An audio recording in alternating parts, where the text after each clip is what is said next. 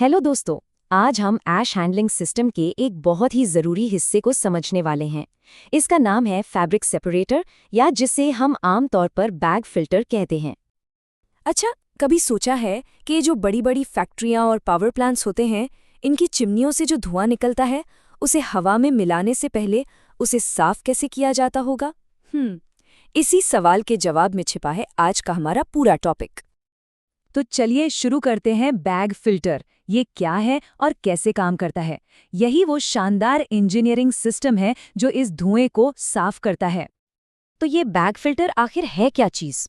देखिए, बहुत सीधे शब्दों में कहें तो ये एक तरह का डस्ट कलेक्शन सिस्टम है। मतलब एक ऐसी मशीन जो धूल इकट्ठा करती है।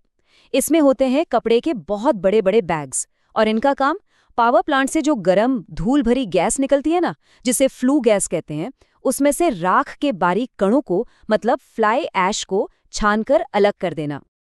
इसका जो काम करने का तरीका है ना, वो सुनने में तो बहुत सिंपल लगता है, पर है बहुत ज़्यादा असरदार। होता ये है कि जब वो धूल वाली गैस इन फैब्रिक बैग्स के बीच से गुजरती है, तो गैस तो आर पार निकल जाती है, लेकिन धूल के जितने भी कण हैं, वो सब के सब कपड़े की सतह पर ही चिपक कर रह जाते हैं। और अब आती है सबसे हैरान करने वाली बात, इसकी एफिशिएंसी। पता है ये सिस्टम कितना कुशल है? 99% से भी ज्यादा। सोचिए, 99% से भी ज्यादा। इसका सीधा सा मतलब ये है कि ये हवा में मौजूद उन बारीक से बारीक कणों को भी पकड़ लेता है ना, जो हमें दिखाई तक नहीं देते और जो सबसे ज्यादा खतरनाक होते हैं। तो ये तो समझ आ गया कि ये करता क्या है, पर अब सवाल ये उठता है कि आखिर ये काम करता कैसे है। चलिए अब जरा इसके काम करने के तरीके को स्टेप बाय स्टेप समझते हैं। तो पूरा प्रोसेस होता कैसे है? देखिए, स्टेप नंबर 1 धूल वाली फ्लू गैस यूनिट के अंदर आती है। फिर स्टेप 2 इस गैस को फैब्रिक बैग्स के बाहर से अंदर की तरफ खींचा जाता है। स्टेप 3 जो कि सबसे जरूरी है, इसी प्रोसेस में सारी की सारी धूल बैग की बाहरी सतह पर जमा हो जाती है। और आखिर में ये जो जमा हुई फ्लाई ऐश है, वो धीरे धीरे नीचे एक हॉपर में गिरती रहती है, जहां से इसे कलेक्ट कर लिया जाता है। सिंपल।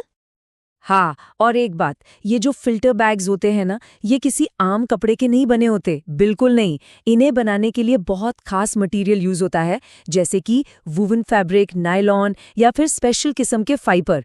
क्यों? क्योंकि इन्हें बहुत ज्यादा तापमान और मुश्किल हालात झेलने होते हैं। ठीक है, तो अब तक हमने क्या और कैसे समझ लिया। अब बारी है क्यों की। मतलब इसके पीछे का साइंस क्या है? आखिर कौन सी साइंटिफिक वजहें हैं जो इस बैग फिल्टर को इतना जबरदस्त बनाती हैं? क्योंकि सिर्फ एक छन्नी नहीं है, इसके पीछे प्रॉपर फिजिक्स काम करती है। देखिए, धूल के कणों को पकड़ने के लिए ये सिस्टम एक नहीं, दो नहीं, बल्कि पूरे 5 अलग-अलग साइंटिफिक तरीकों का इस्तेमाल करता है। कौन-कौन से? पहला, ग्रेविटी। दूसरा, इनर्शियल कलेक्शन। तीसरा, इंटरसेप्शन। चौथा, डिफ्यूजन।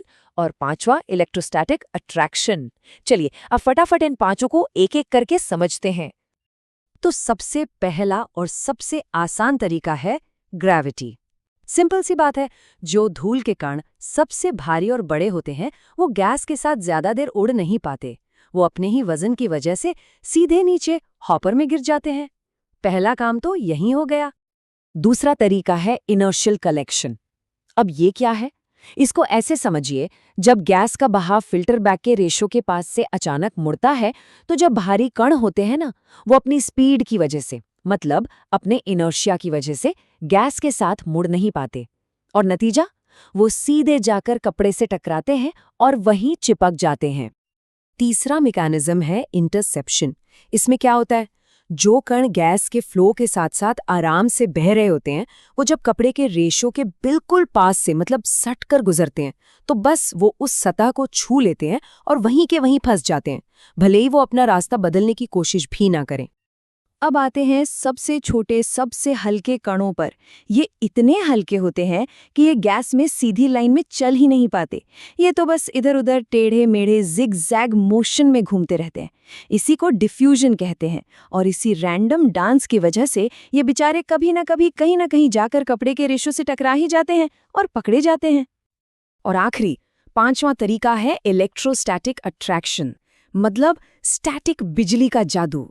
कभी कभी धूल के कणों पर और फिल्टर के कपड़े पर ऑपोजिट इलेक्ट्रोस्टैटिक चार्ज आ जाता है, और फिर क्या, ये एक दूसरे को खींचते हैं, बिल्कुल एक चुंबक की तरह। ये चार्ज धूल के कणों को अपनी तरफ खींचकर कपड़े पर चिपका देता है। तो अब समझ आया ये इतना असरदार क्यों है, ये पांचों तरीके: ग्रेविटी, इनर्शिया, इंटरसेप्शन, डिफ्यूजन और इलेक्ट्रोस्टैटिक चार्ज। ये सब मिलकर काम करते हैं। ये सिर्फ छानना नहीं है, ये तो फिजिक्स के कई कमाल के सिद्धांतों का एक टीम वर्क है। और इसी टीम वर्क का नतीजा है ये आंकड़ा, 99% से ज्यादा की एफिशिएंसी। ये सिर्फ एक नंबर नहीं है दोस्तों, इसका असली मतलब ये है कि हमारी हवा को गंदा करने वाले लगभग सारे के सारे जहरीले कण वो वायुमंडल में पहुंचने से पहले ही पकड़ लिए जाते हैं। तो अगली बार जब हम में से कोई भी किसी पावर प्लांट या फैक्ट्री की ऊंची चिमनी देखेगा तो शायद अब नजरिया थोड़ा बदल जाएगा, है ना?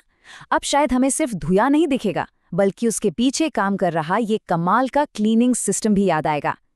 ये सोचना वाकई दिलचस्प है कि इंजीनियरिंग की ऐसी कितनी ही तकनीकें हैं जो चुपचाप हमारे पर्यावरण को बचाने में लगी हुई हैं।